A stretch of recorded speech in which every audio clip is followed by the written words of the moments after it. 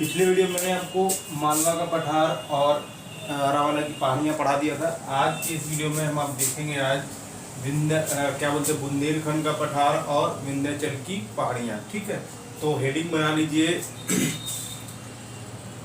बघेलखंड का पठार या बुंदेलखंड का पठार। इसी को क्या बोलते हैं? बुंदेलखंड का पठार। ठीक है, तो ये क्या बोलते हैं? मालवा का पठार। मालवा पठार के पूर्व में, उत्तर पूर्व में किसका विस्तार है? बुंदेलखंड या बघेलखंड का के पठार का विस्तार है। तो लिखिए मालवा का पठार। मालवा पठार के उत्तर पूर्वी भाग में, ये देखिए मालवा का पठार है, इसके उत्तर पूर्वी भाग में बुंदेलखंड या बघेलखंड के पठार का विस्तार है। ठीक है, इसे बुंदेलखंड या बघेलखंड के नाम से जाना जाता है। ठीक, तो इसका लिखना है यह पठार, यह पठार कौन सा पठार? बघेलखंड पठार। ये दर्शाया गया, ये रेड वाला। ठीक है, तो यह पठार उत्तर में, ये यमुना नदी आई हुई है और गंगा में मिल जाती है इलाहाबाद में। तो यह पठार उत्तर में यमुना के मैदान के निकट समाप्त हो जाता है। यह पठार कौन सा पठार? बघेलखंड का पठार। फिर इसके बाद लिखना है इस पठार में चंबल बेतवा नदियों ने बड़े बड़े बीहड़, जिसे बीहड़ बोलते हैं ना, मैंने पिछले वीडियो में आपको बताया होगा कि बेतवा नदी बीहड़ खड्डों का निर्माण करती है। तो बड़े बड़े बीहड़ खड्डों का निर्माण कर दिया है। इस पठार में चंबल बेतवा नदियों ने बड़े बड़े बीहड़ खड्डों का निर्माण कर दिया, जिससे यहाँ की भूमि असमतल, कहने का मतलब कि जो ऊपर नीचे हो, है ना, असमतल तथा अनुपजाऊ हो गई है, जिससे यहाँ की भूमि असमतल तथा अनुपजाऊ हो गई। फिर इसका लिखना है यह पठार कौन सा पठार? बघेलखंड का पठार ग्वालियर के पठार तथा विंध्याचल श्रेणी के मध्य स्थित है। ये ऊपर ग्वालियर का पठार है, जहाँ दर्शाया नहीं जा सकता इसमें, इसलिए यहाँ पर ग्वालियर का पठार है। और ये क्या है? ये आपकी पूरी विंध्याचल श्रेणी है। तो यह पठार ग्वालियर के पठार तथा विंध्याचल श्रेणी के मध्य स्थित है। लिख लिया? इसके आगे लिखिए, ये हो गया बघेलखंड पठार। अब इसके बाद देखेंगे आपका एक ये पठार है झारखंड में, छोटा नागपुर का पठार। तो हेडिंग बना लीजिए छोटा नागपुर का पठार।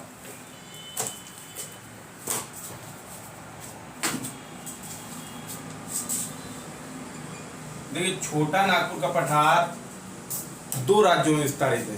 क्या बोलते हैं? आपका बंगाल, पश्चिम बंगाल तथा झारखंड में। ये है आपका छोटा नागपुर का पठार। ये इसका ज्यादातर भाग, अधिकतर भाग झारखंड में और कुछ भाग इसका पश्चिम बंगाल में। तो आपको लिखना है, हेडिंग बना लीजिए छोटा नागपुर का पठार। छोटा नागपुर का पठार। ठीक है, ये हेडिंग होगी।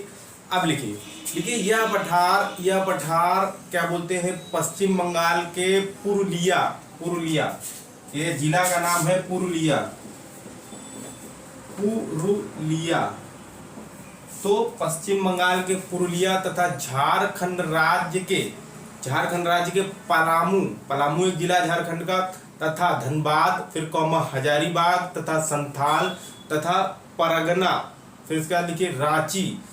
कितने राज्य बताए मैंने? पलामू, हजारीबाग, धनबाद, संथाल, रांची और परगना जिलों में किसके जिलों में? परगना जिलों में 87,239 वर्ग किलोमीटर पर विस्तृत है। कौन सा पठार? आपका छोटा नागपुर का पठार। ठीक, ये है छोटा नागपुर का पठार।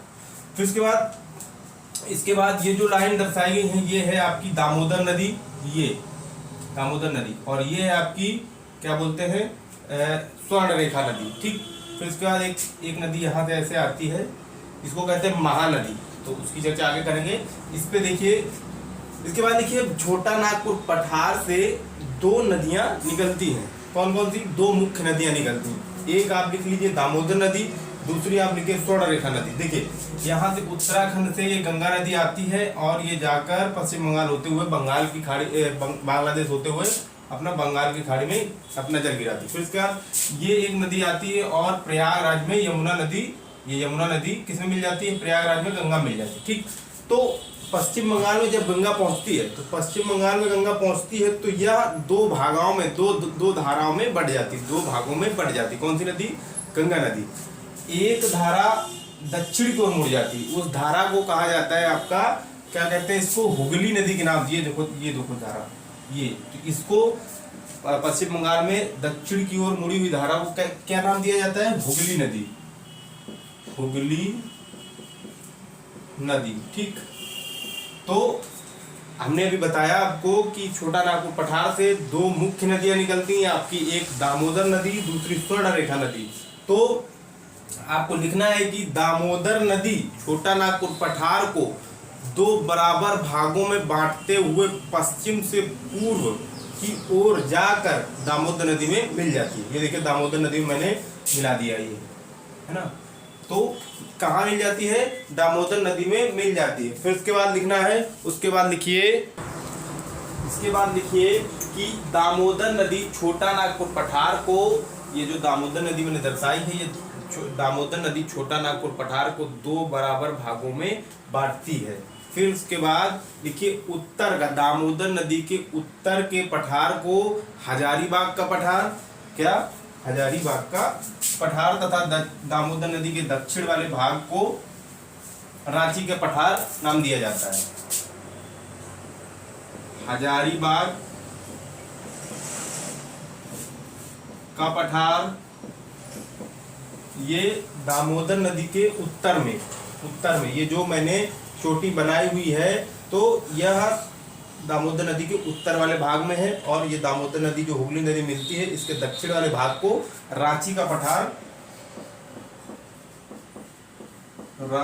पठार नाम दिया जाता है। ठीक है, तो आपसे क्वेश्चन पूछा जाएगा कि हजारीबाग का पठार किस राज्य में है? तो आपका झारखंड या पश्चिम बंगाल। ठीक, तो ये हो गया रांची का पठार दक्षिण वाला, और ये हो गया उत्तर वाला हजारी पठार। फिर इसके बाद लिखना है, देखिए जर्मनी में दो नदियां हैं, एक नदी का नाम है रूर और दूसरी नदी का नाम है राइन। क्या नाम है? एक नदी का नाम है रूर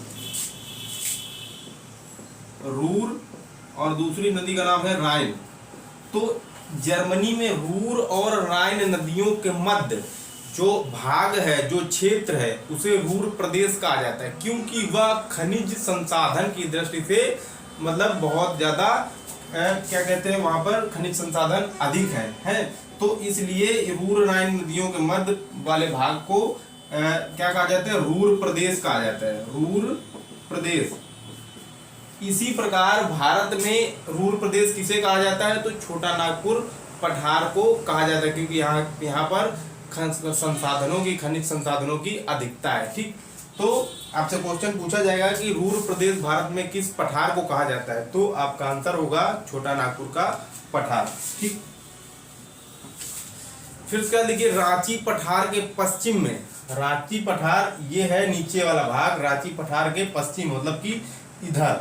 ठीक, तो रांची पठार के पश्चिम भाग में लैटेराइट के ऊंचे स्थान पाए जाते हैं, लैटेराइट से ढके हुए या लैटेराइट मिट्टी से ढके हुए ऊंचे स्थान पाए जाते हैं, जिन्हें पाट कहा जाता है। क्या कहा जाता है? पाट। ठीक, फिर इसके बाद क्या कहा जाता है? पाट कहा जाता है। फिर इसके बाद लिखिए कि स्वर्ण रेखा नदी कहाँ से निकलती है? स्वर्ण रेखा नदी छोटा नागपुर पठार से निकलकर बंगाल की खाड़ी में अपना जल गिरा देती है। फिर इसके बाद लिखना है रांची के पठार में, झारखंड की रांची, मैंने बताया ना कि हजारीबाग का पठार और रांची का पठार। तो क्या है लिखना आपको? ये है कि झारखंड की राजधानी रांची के पठार भाग में स्थित है। ठीक, फिर इसके बाद लिखिए, ये देखिए मैंने एक की चोटी बनाई है। ठीक, तो चोटी ये कहाँ की है? ये छोटा नागपुर पठार की है। तो आपको लिखना है छोटा नागपुर पठार की सर्वोच्च ऊंची चोटी का नाम, सर्वोच्च ऊंची चोटी का नाम क्या है? पारसनाथ।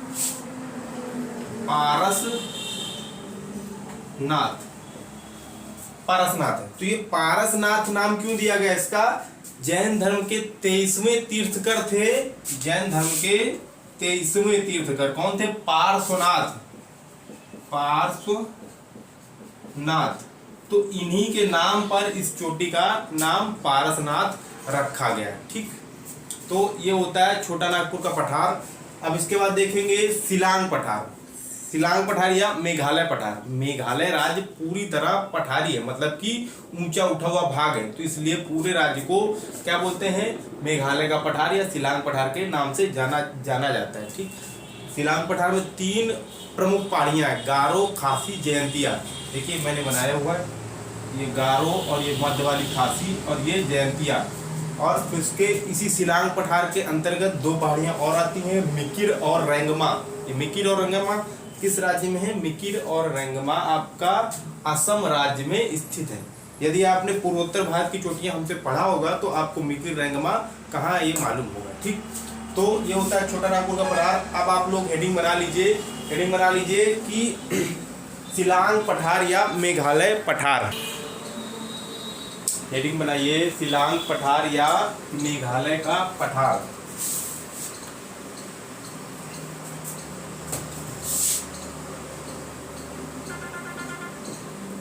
शिलांग पठार या इसी को क्या बोलते हैं? मेघालय का पठार।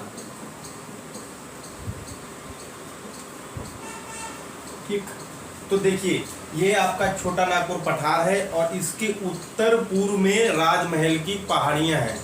ये देखिए मैंने जो दर्शाया है हरे हरे रंग मार्कर से, ये आपकी क्या है? ये आपकी राजमहल की पहाड़ियां हैं। तो आपको लिखना है, लिखिए छोटा नागपुर पठार के उत्तर पूर्व में राजमहल की पहाड़ियां स्थित हैं जो पूरी तरह झारखंड राज्य में है। ठीक,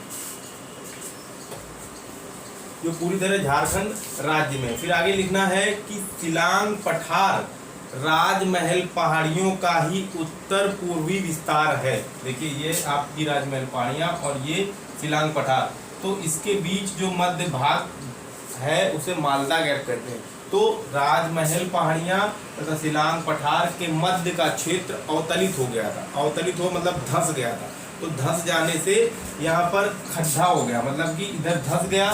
फिर उसके बाद हिमालय से आने वाली ब्रह्मपुत्र नदी और गंगा नदी तंत्र ने यहाँ पर अपनी मिट्टी भर दी।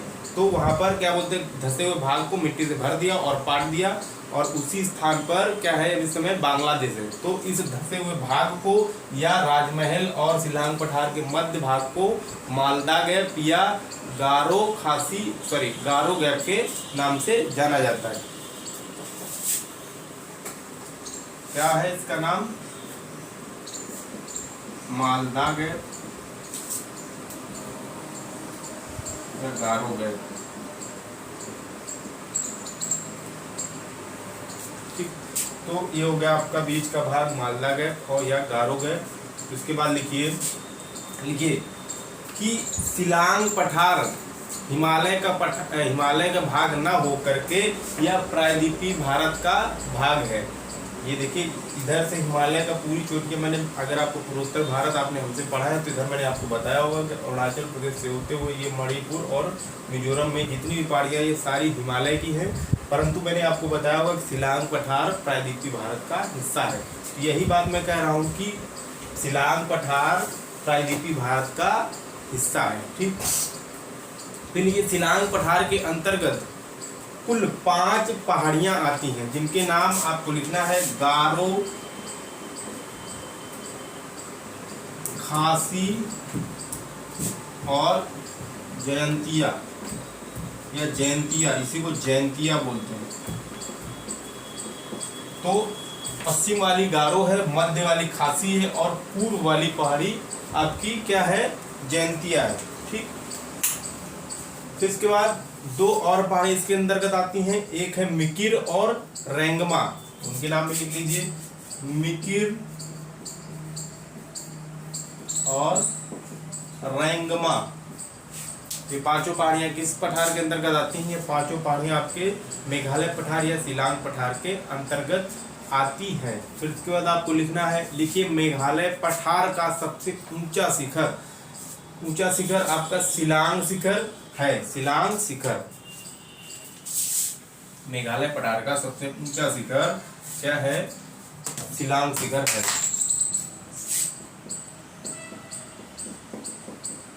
शिलांग शिखर। कहीं कहीं पर सबसे ऊंचा शिखर नोकरेक दिया होता है। क्या दिया होता है? नोकरेक। किसी किसी किताब में नोकरेक दिया होता है।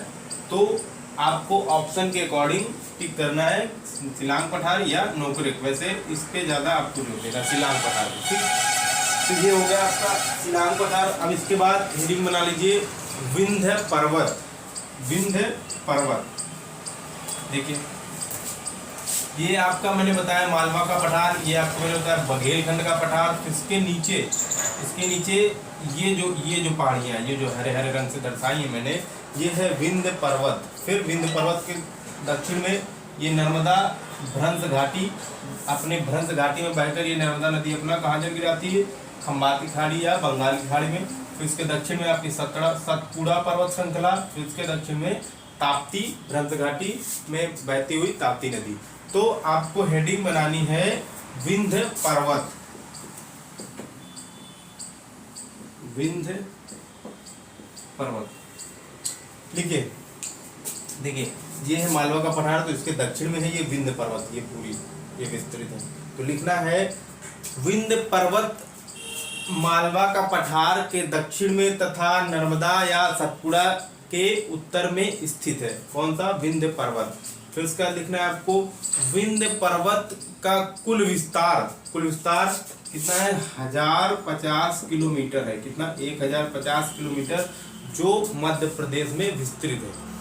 फिर इसका लिखना है विंध्य पर्वत को अलग अलग स्थानों में अलग अलग नाम से जानते हैं। तो देखिए इसकी मुख्य 3 पर्वत श्रृंखला, एक ये है, एक ये है और एक ये तीसरी है। तो आपको लिखना ऐसे लिखिए कि विंध्य पर्वत का सबसे पूर्वी पहाड़ी का नाम कैमूर है। क्या है? ये पहाड़ी जो है आपकी, इसको क्या नाम दिया जाता है? कैमूर। तो विंध्य पर्वत की सबसे पूर्वी पहाड़ी का नाम कैमूर तथा मध्य वाली पहाड़ी का नाम भांडेर है। क्या है? भांडेर। ठीक, तो ये हो गया भांडेर, ये हो गया कैमूर। ठीक, तो ये हो गया आपका विंध्य पर्वत और क्या बोलते हैं बघेलखंड का पठार, और फिर इसका छोटा नागपुर का पठार, इसका शिलांग का पठार। तो आज के लिए इतना ही, आगे देखेंगे सतपुड़ा पहाड़ी और दक्कन का पठार। ठीक, तो आज के लिए इतना ही, मिलते हैं नेक्स्ट वीडियो पे।